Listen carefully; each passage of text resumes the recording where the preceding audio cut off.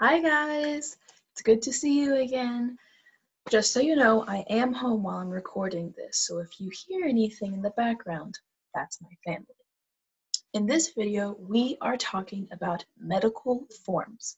These are the pieces of paper that you fill out when you go to the doctor's office. We'll be talking about two types of medical forms. The first type is the new patient information and consent form. This is the first form you fill out when you go to a new doctor's office.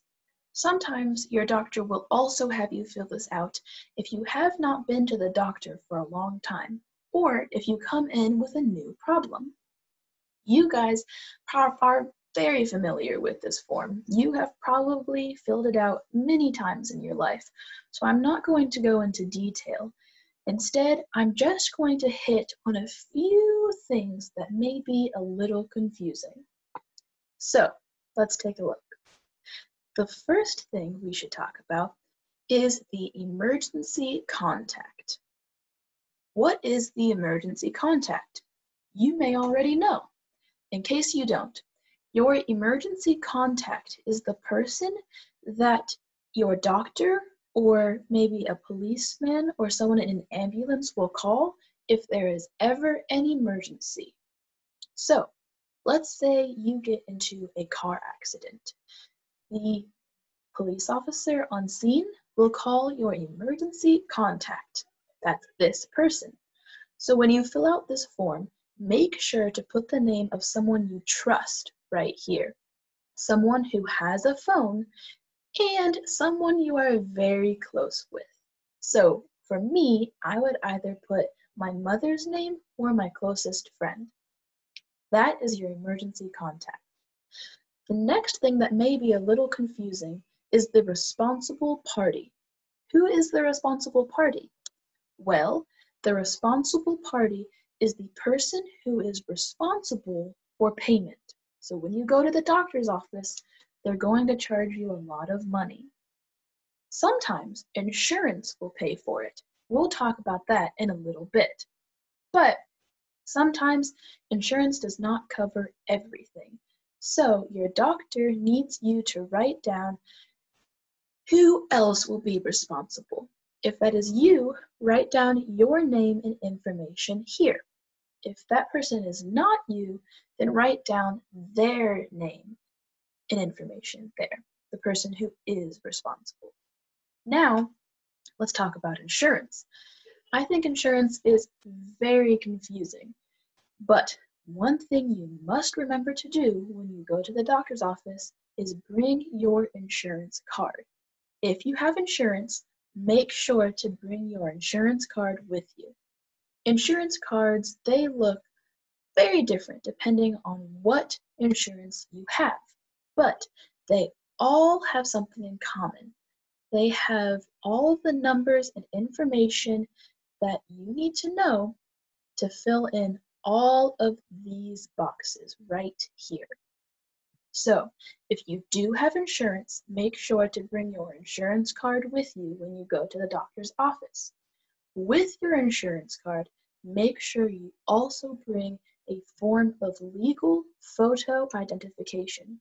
This can be something like a driver's license. Make sure you bring your photo ID with you when you go to the doctor's office so that you can prove that you are who you say you are. Next, let's talk about workers' compensation. If you get hurt at work, this section right here is important for you. If you're going to the doctor because of something that did not happen at work, ignore this whole thing. It is not important.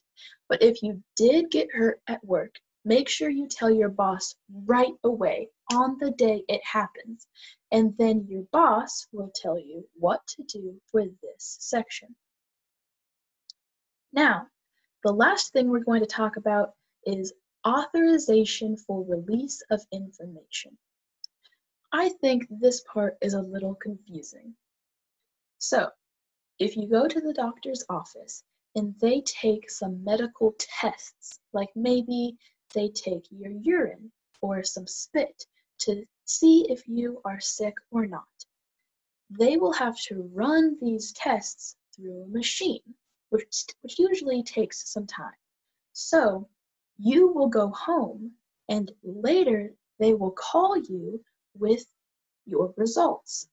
They'll tell you if you're sick or not.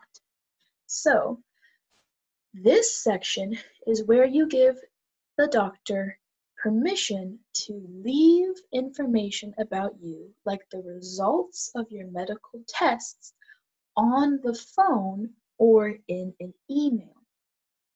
If you're okay with the doctors leaving a voicemail with your results, then you click yes.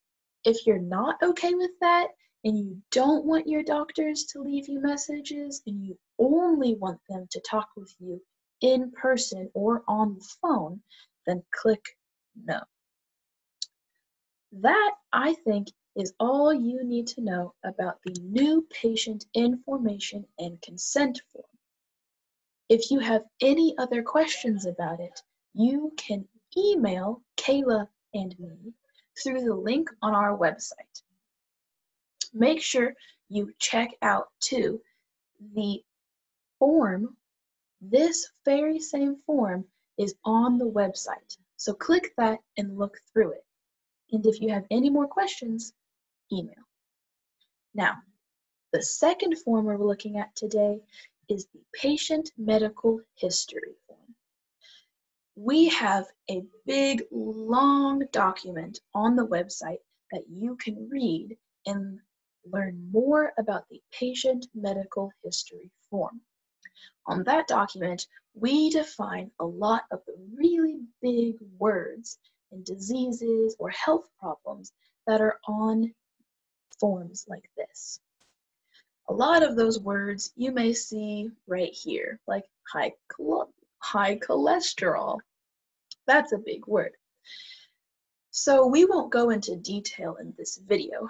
We'll just look at some big things. So, what is a patient medical history form? Well, this is the form that tells your doctor about your family's health. You guys already know this.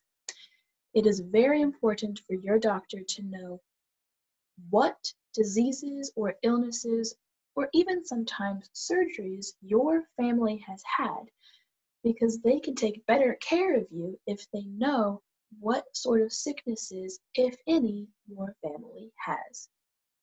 So the most important part of this form is down here where it says family history, and it asks about your mother, father, sisters, brothers, and grandparents and what sort of sicknesses they have. If you don't know this information, be sure to talk to your family and find it out if you can, because it's very important and it helps your doctor make sure you're healthy and help you in a much better way.